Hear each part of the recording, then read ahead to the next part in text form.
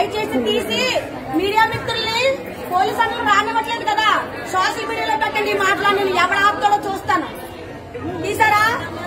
నా పేరు Mahalakshmi, CH Mahalakshmi. CH అంటే చెన్న మహాలక్ష్మి. నేను వైజాగ్ నుంచి వచ్చాను. నేను సైట్ ఇంజనీర్ని, డిప్లొమా చేశాను. 15 సంవత్సరాలు పూర్తి చేశాను. ఈ సమగ్ర శిక్షలో నేను పని చేసి 15 సంవత్సరాలు పూర్తి చేశాను. 100కు పైగా స్కూల్ పిల్లలు ఉండడానికి బిల్డింగ్లు కట్టాను. ఎన్నండి? 100కు పైగా భీమిలి మండలం, పద్మనాభ మండలం 100కు పైగా స్కూల్ పిల్లలు ఉండడానికి స్కూల్ బిల్డింగ్లు కట్టాను. వాళ్ళు బాత్రూములు వెళ్ళడానికి, వచ్చలేయడానికి బాత్రూములు కట్టాను. వాళ్ళు బయటకు వెళ్ళకుండా లోన్ ఆయి ఉండడానికి కాంపౌండ్ వాల్స్ కట్టాను. ఈ రోజు కేజీబీ పిల్లలు అనాథులు క్షేమంగా ఉండడానికి బిల్డింగ్లు కట్టాం. ఈ రోజు జగనన్న అమ్మ ఒడి అంటున్నారే, అది సిఆర్పీలు ఫోన్లో పెడతానే అది జరుగుతుంది. ఈ రోజు జగనన్న కిట్టు అంటున్నారే, ఆ కిట్ లో ఏంటో తెలుసా? పుస్తకాలు ఉంటాయి, నోట్ పుస్తకాలు ఉంటాయి, టెక్స్ట్ పుస్తకాలు ఉంటాయి, షూలు ఉంటాయి, సాక్స్లు ఉంటాయి, బెల్ట్లు ఉంటాయి, సాక్స్లు ఉంటాయి. ఉన్నానమ్మా, ప్రతి ఒక్క ఐటమ్ దేనికి విడివిడిగా పెట్టాలి. పుస్తకాలు ఇక్కడే పెట్టాలి, పెన్నులు ఇక్కడే పెట్టాలి, సాక్స్లు ఇక్కడే పెట్టాలి. అదే ఇది కలిపితే ఉద్యోగం తీసేస్తా, అది ఇక్కడ పెడితే ఉద్యోగం తీసేస్తా అన్న. నాకు అర్థం కావట్లేదు. నువ్వు నాకు ఎంత ఇస్తున్నావే జీతం? 1,00,000 ఇస్తున్నావా?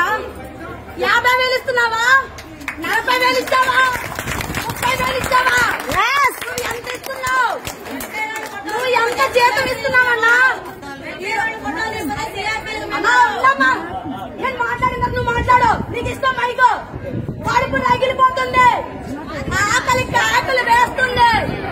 సమగ్ర శిక్షలోని ఒక సైట్ ఇంజనీర్ కాదు, ఒక సిఆర్పీ కాదు, ఒక ఎంఎస్ ఆఫీస్, ఎంఈ ఆఫీస్ లోని ఉన్న సిబ్బంది 9 విభాగాలు ఉన్నాయి.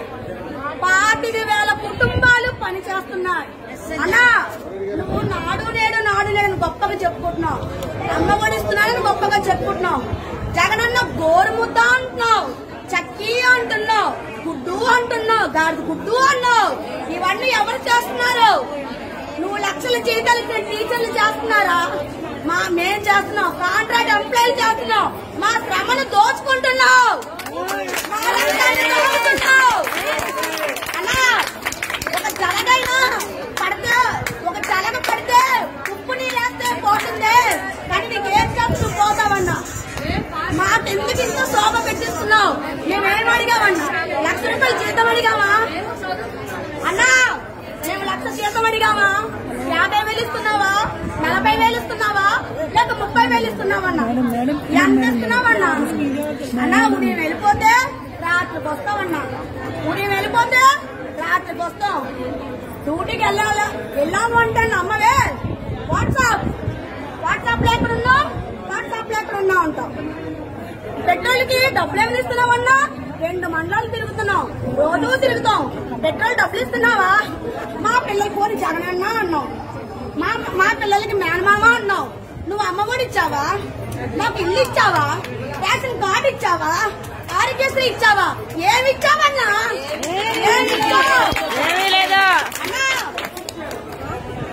అన్నా, ట్రెజరీ జీతాలు అని చెప్పేసి అన్ని తీసేస్తున్నావు. ట్రెజరీ జీతాలు ఎంతన్నా? 14,000 లేక 22,000.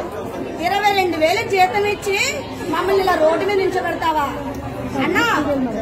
నేను విజయవాడ రావడానికి నా దరిద్రం ఉల్లిపాయలు కొంటున్నాను బాబోయ్. పోలీస్ అన్నా, పోలీస్ అక్క నన్ను వదలండి, ఉల్లిపాయలు కొనడానికి వచ్చాను బాబోయ్.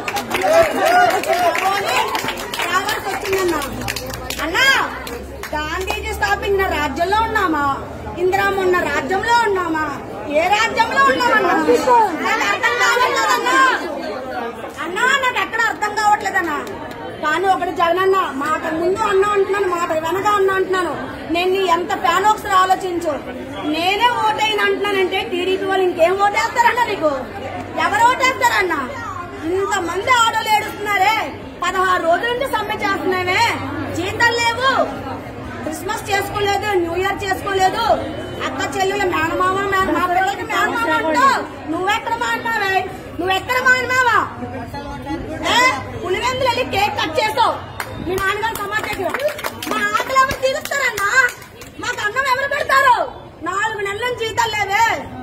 కేకలు నీకు వినిపించట్లేదా?